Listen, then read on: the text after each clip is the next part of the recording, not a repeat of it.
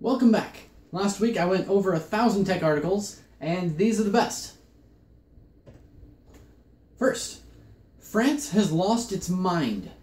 There is a ride-sharing service called Uber, where people can volunteer to pick people up and drop them off at other locations for a fee. It's a sharing, community-driven kind of a taxi service.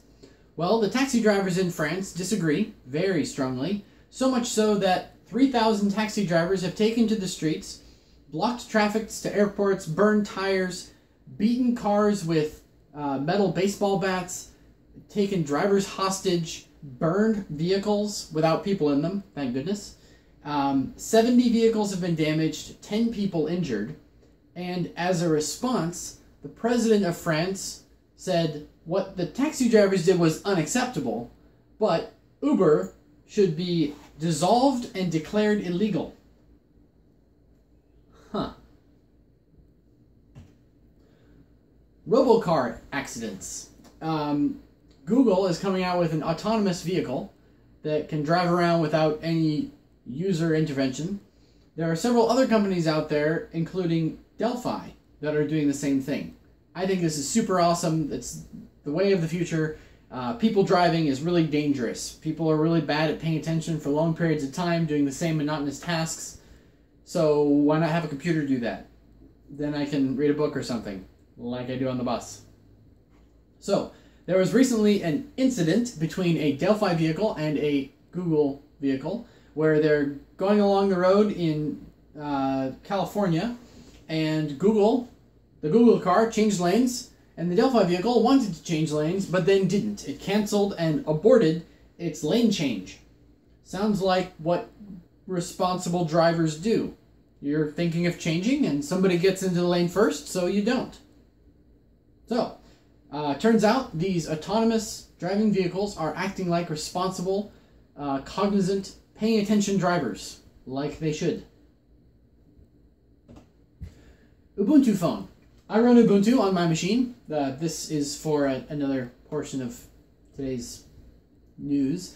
But Ubuntu is a Linux operating system, and they've been getting into the phone market in the last couple of years. The newest Ubuntu Phone is now out. It is invite-only, and it costs $345. The reason why this is important is that it's just one more step closer to having your entire computer and desktop run off your phone.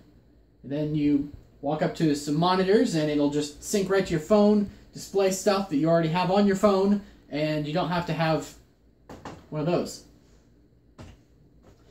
Amazon Echo is now for everyone. Amazon Echo is a small cylinder-like thing that you stick in your house, and it's basically like a Siri or a Cortana or a Google Now, but from Amazon. And instead of it being on your phone, it's in your house, in your kitchen, in your bedroom, and you talk to it to give it instructions.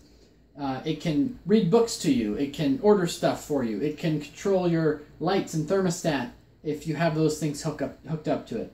So now everyone can get one. They're $180. If you get one, let me know. The Navy is paying to keep old tech around. The Navy just signed a contract for $9.1 million. Yes, $1 million with an M.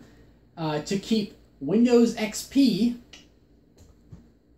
that was created in 2001, that's 14 years ago, along with Microsoft Office 2003, Exchange 2003, and Server 2003. Those are really old pieces of software that our military has to use, and so they're paying through the nose to keep security updates up to date. That's sad. And drone racing. I mentioned drone racing not long ago, and there are some videos that are super cool. First person, flying through, racing other drones. It's really awesome. You should check it out. The military has now come up with a minesweeper. It is a laser-mounted battle truck that is designed to demine airfields. So if they drop in somewhere and the enemy has, filled in a whole airstrip full of mines, normally it would take weeks to clear all the mines out of that, pull all the unexploded ordnances, bombs, out of the field so that they can start using the airstrip and landing aircraft there. Maybe if this vehicle isn't being used, then they could start clearing out the country of Laos, which is covered in a third of its landmass is actually contaminated with unexploded ordnances from Vietnam. Laos was not really involved in Vietnam as a war, but they were a lot of the casualties. Since the Vietnam War, 20,000 people have been killed from unexploded ordnances in that country just because they're around. They got dropped in the millions and millions, and they go and they just sit around. These things don't really expire. They get stuck underground. They get covered in mudslides, and years later, kids go picking through something, and they dig something with a shovel, it'll blow off their arm.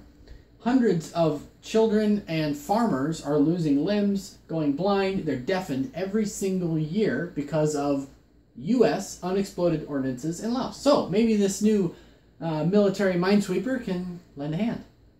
And that is all. See you next week.